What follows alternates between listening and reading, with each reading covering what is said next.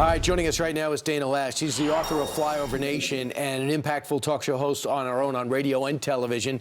Dana, welcome. And I got to bring you first off to what everybody's focusing on, and that is Lieutenant General Michael Flynn resigning or getting fired.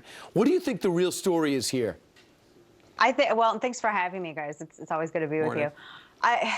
This story is so insane because we don't know all of the answers yet. What we do know, and I'll just be frank about it, why do we know any of this? Why do we know any of this? The only reason that we know any of these working pieces is because someone illegally leaked it. Now, we can talk about what was leaked, fine, it's already out there in the press.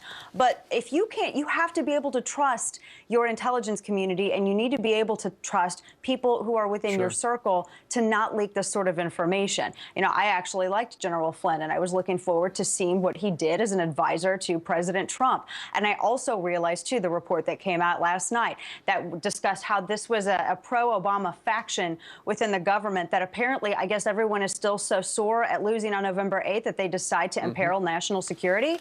I mean, it's absolutely unacceptable. So I hope that there is an investigation to find out who exactly leaked this and for what purpose. That's a criminal act. Dana, Donald Trump tweeted about 15 minutes ago, the real scandal here is that the classified information is illegally given out by intelligence like candy. Very un-American is what his latest tweet said. The problem is, you know, there are a lot of people in the intel community who are doing great work for our government, and they're not spilling the beans, but it does look like a political hit job because they wanted Flynn out because, among other things, he was going to start revealing details about the Iran deal that nobody's heard about, and people in the former administration didn't want a lot of that stuff out. Yeah, which is so odd. I mean, he's an Iran hawk for sure, but it doesn't really necessarily mean that he's going to immediately start leaking details. What's to stop Trump or anyone from his inner circle doing the same thing? That hasn't happened yet. And there are, and you're right, you're absolutely right, Steve. There's some really great people within the CIA, but we also know that there are some individuals that have been there for a long time, some individuals that are very pro our brethren from across the aisle, and it has been politicized here and there, particularly in this last election. And so that is of a concern. But we cannot be playing petty politics with national security by having a leak-off, for the lack of a better way to put it. We can't do that. I mean, we're not knowing, I mean, we don't know why Paul Manafort, Roger Stone, and Carter, I forgot his last name, who also worked for the Trump administration, was contacting Russia. We don't know what took place there, but they should come out and say what they were doing. But according to the New York Times, no evidence to suggest that there was any coordination to impact the election. And that's what the insinuation is, that no wonder they're so cozy with Russia, because Russia helped Donald Trump win. Oh, I know. It was either Russia, or it was Russian hackers, or it was James Comey, or there's always some excuse, because heaven forbid we have one party in America that actually realizes that it lost its base, and these so-called Reagan Democrats became they became Trump Democrats this last election cycle. It's easier for them to make those accusations than to admit that they screwed up and they lost their base because they were lecturing to them about pronouns instead of about jobs and manufacturing. So that's the easier smear. People are saying that the left media, you have the Democrats in Washington, and you have some folks around the country that are doing everything they can to undermine President Trump. And you have Obama-aligned organization, the CPAC for Action, relaunching to go against President Trump. And some of them are being compared to the Tea Partiers. What's your opinion about this group?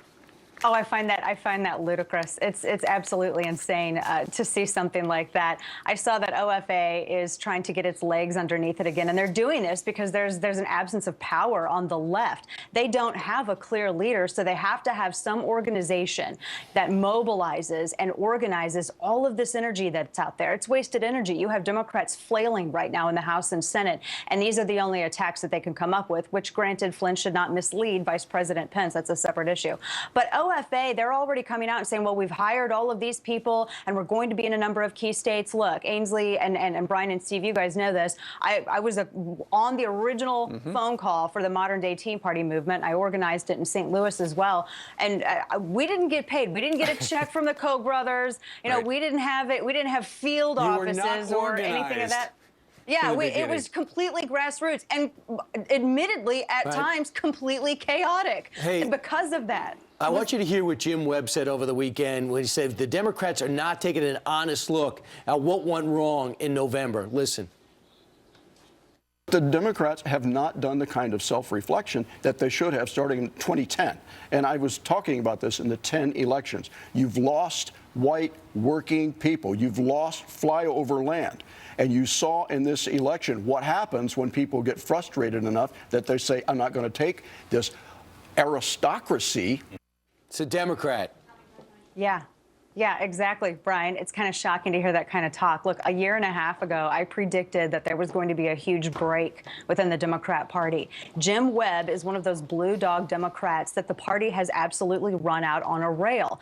And and doing that, they lost the ability to connect with their base. You know, those blue collar workers, people like coal miners and people in the coal industry that Hillary Clinton threatened to end their livelihoods last election. These people, Brian, were trying to figure out how they're going to keep food on the table, how they're going to keep their health care or pay their health care bills while they were being lectured about pronouns and which bathrooms to use. People like Jim Webb, if Democrats were smart about strategy, they would make somebody like Jim Webb the front and center of their party because that's the future of their party. This identity politic, progressive nonsense is not it. We saw it November 8th. We have midterms coming up, and they're going to lose more in 2018 if they don't get it together. All right, Dana Loesch, thanks for joining us. Thank you so much. You're welcome.